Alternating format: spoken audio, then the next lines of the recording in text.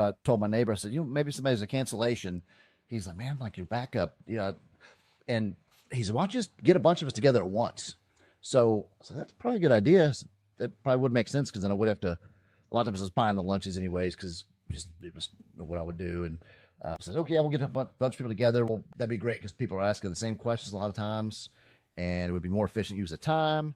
He's like, yeah, and they may have questions that I don't have, and I may have questions that they don't have. We all learn from each other. And so I told my buddy Todd about this. He goes, that's great. We didn't know where we're going to do it or when we're going to do it. We just picked like a Wednesday at Arby's because it was close and they had a dollar menu and a happy hour like deals at that time.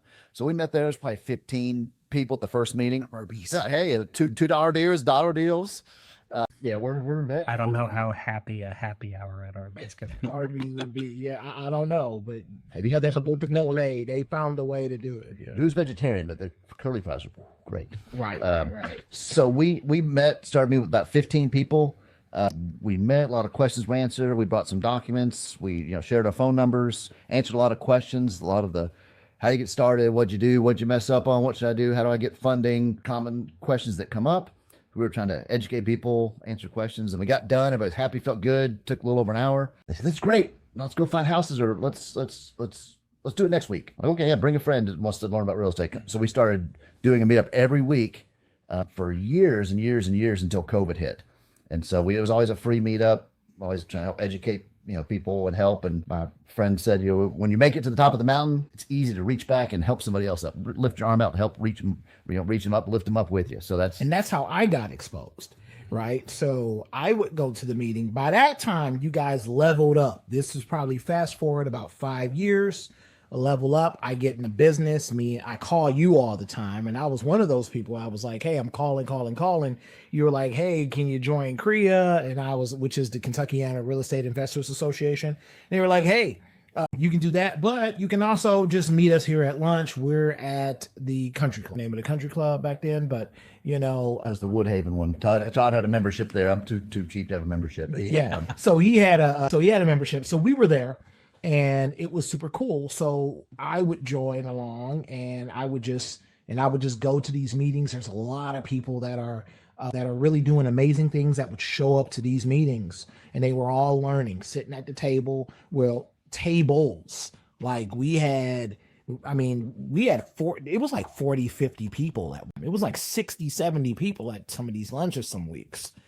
I mean, it was insane. It was insane. It was super cool. So then now I think, does my part of the story pick up, or sure, is that more? Or is that shock collar on? Do you need to shock him? Somebody else need to talk now?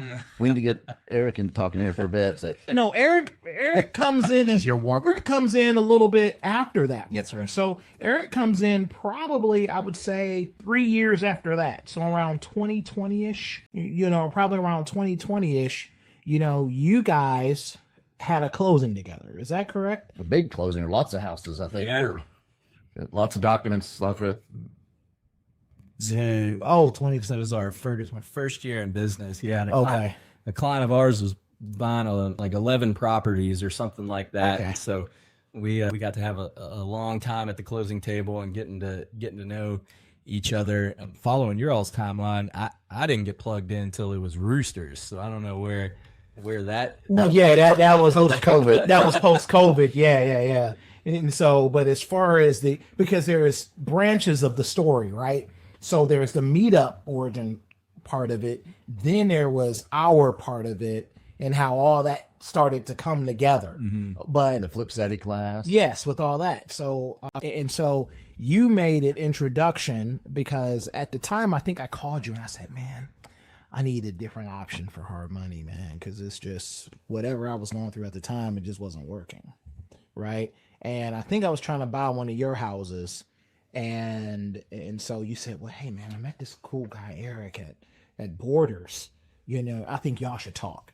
And I was like, oh, okay, great. So I called him, and so we were talking, and we didn't do a deal right away. Mm-mm. But I think I was just asking you a whole bunch of questions. Yeah, I thought I must have just totally blown the call because I remember we were talking one evening and I've got like my newborn baby at one, so I stepped outside and I'm just walking around my backyard talking to you and I'm like, yeah, it was a good guy, good conversation. But you're right, we didn't do the deal. So I'm like, man, I guess he didn't like me. I guess he didn't like what I do. You know, I thought I blew it, but then of course, you know, the rest was history after that.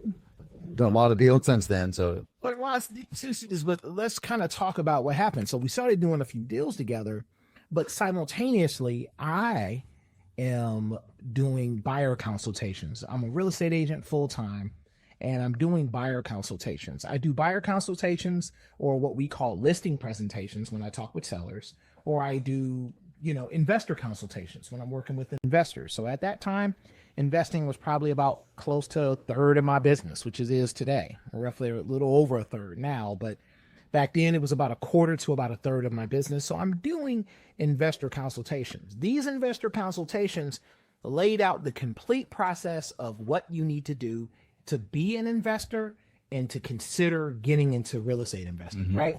So these courses were about, not courses, but literally the consultation was almost an hour and a half.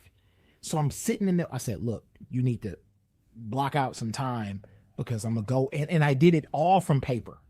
I just literally wrote it down all from paper, and I was able to explain it. And shout out to Wendy Cosby. So years ago, I met Wendy Cosby, and she broke down the ideal investor for me, and it was all on paper. She just did it all from paper. So that was an inspiration for me to do it from paper. I was like, oh, okay. So because if you can't explain it from paper, it's kind of hard for you to, not with 25 documents. We're talking, I think she had like 3 pages. So I was like, okay, great. So I'll do that with my 3 pages. So I started just breaking it all down, but it was still an hour and a half. Yeah.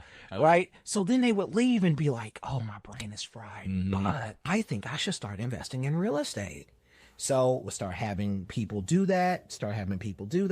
And then I was like, well, I would love to have someone that had my passion, that wants to break it down just like I would, but